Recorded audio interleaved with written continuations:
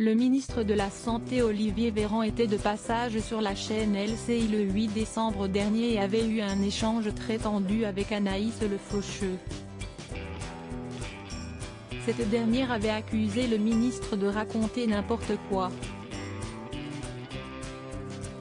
Elle avait également insinué que, le ministre de la Santé, avait bloqué l'accès aux choses qui soignent, tout en autorisant les choses qui tuent.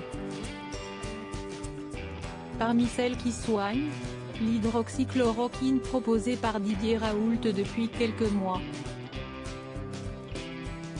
Il y avait des essais en cours que vous avez arrêtés car vous étiez conscient que ça marchait, a-t-elle décalé. Ce à quoi Olivier Véran avait répondu, « Vous me prenez vraiment pour un taré ». Un débat qui avait fait beaucoup parler sur les réseaux sociaux et dont Anne-Elisabeth Lemoine a souhaité parler lors de son émission du 17 décembre. Présent sur le plateau de C'est à vous, le ministre de la Santé s'est exprimé, « J'ai passé un très bon moment sur le plateau de LCI, je dois dire », a-t-il d'abord dit avec ironie avant d'affirmer que cela avait été une épreuve de patience. Il a même ajouté que ce genre d'intervention fait partie du job. Suite à cela, Patrick Cohen a souligné que les propos de l'intervenante représentaient une fraction de ce que pense l'opinion française aujourd'hui. Ce à quoi Olivier Véran a rétorqué qu'il fallait essayer de ne pas pointer du doigt mais de comprendre les tenants et aboutissants des mécanismes.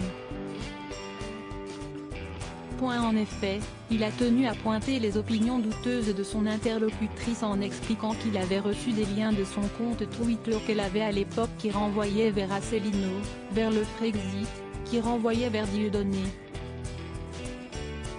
Avec des allusions extrêmement limites sur certains grands scientifiques de par leur nom qui pourraient indiquer une origine particulière. Un vaccin prochainement ?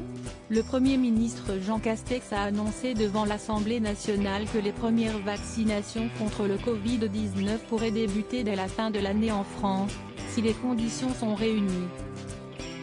Il a affirmé qu'une première phase concernant les personnes à risque s'échelonnera sur une période de 6 à 8 semaines, pour tenir compte du délai de 21 jours entre la première vaccination et le rappel. Et dans un second temps, ce sont près de 14 millions de personnes présentant un facteur de risque lié à l'âge ou une pathologie chronique qui seront vaccinées. Il a cependant insisté sur le fait que ce début de campagne de vaccination ne marquera pas la fin de l'épidémie et qu'il faut donc respecter les consignes sanitaires quotidiennement.